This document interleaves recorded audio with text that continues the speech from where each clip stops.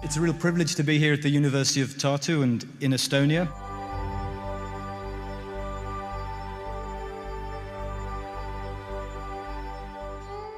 And it's also a privilege to be able to deliver this lecture, which is in honor of a great Polish journalist and writer who burned the candle for Africa and for poor countries and for poor people at a time when most people were not really following what was happening in faraway places.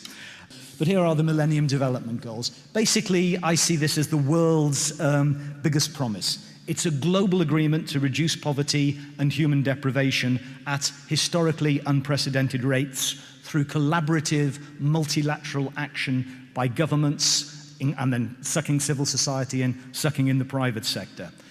There have been lots of big global promises, but I think this differs from the others because it's a really comprehensive understanding of poverty that is put in here.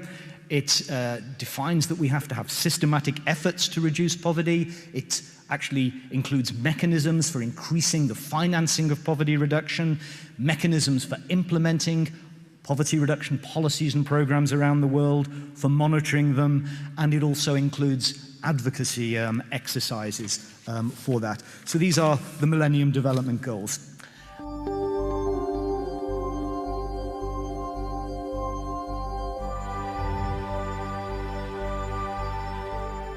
Ideas are usually very important to universities, and ideas should matter at universities. And I think if we're to judge these and understand them, then we have to see them as not the first, but as a recent major attempt to actually change the way that people think, and that these are part of an historical exercise that started many years ago and will continue hopefully into the future, which is basically to promote the norm internationally that extreme poverty is morally unacceptable in an affluent world. So I see these, they can be a planning tool and a monitoring tool, but I see them as an idea which is trying to change the way people think.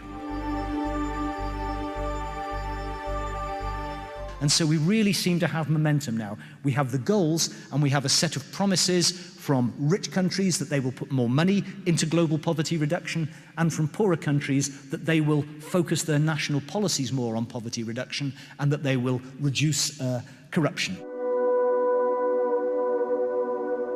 We now have the material capabilities. We have the natural resources, we have the technology, we have the organizational power. This is humanity at a global level. We just need to change some of the elements of what we're doing, improve access for poorer people and poorer nations, get technology to people who haven't got technology, share organizational capacities, and there needs to be no need for extreme poverty.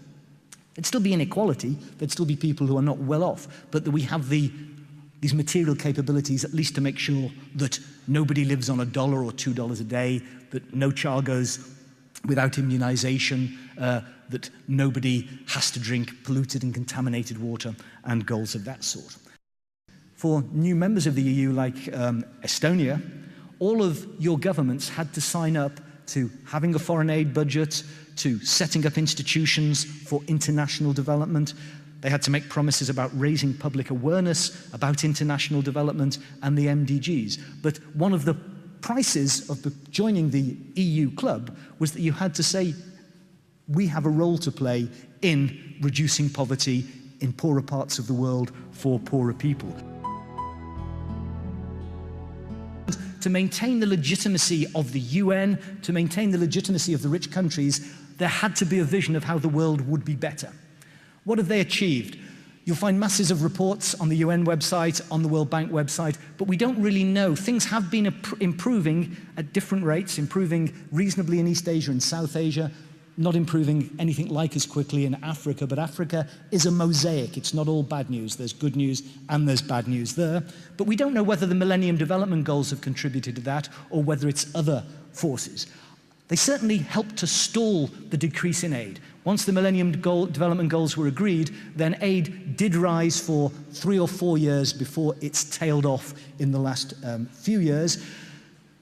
Not dramatic changes, but even if you increase by a few $1 billion the amount of aid, that does lead to more immunized children, additional places at schools, more retrovirals for AIDS sufferers. So that is an achievement. And I think it has advanced the idea of ending extreme poverty as a norm. We have the material capabilities. We just need to shift 0.5% or 1% of global GDP, and nobody needs to be poor. Why haven't they been implemented? Well, I've talked through this quickly. Because those who have material capabilities, those who control the world's resources, the countries, the organizations, don't really find that global poverty reduction is a priority for them. If you get cynical, my students and my radical students tell me it's a successful false promise. It allowed the rich world and the leaders of the rich world to look good in 2000. It allowed them to stand up there and say the world would be better, and it cost them next to nothing, and now they've backed off it. I'm not quite sure whether I'm that cynical, but maybe you'll persuade me.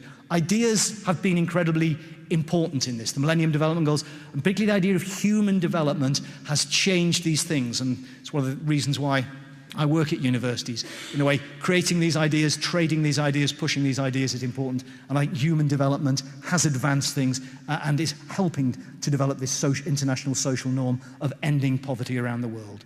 Should we abandon the MDGs?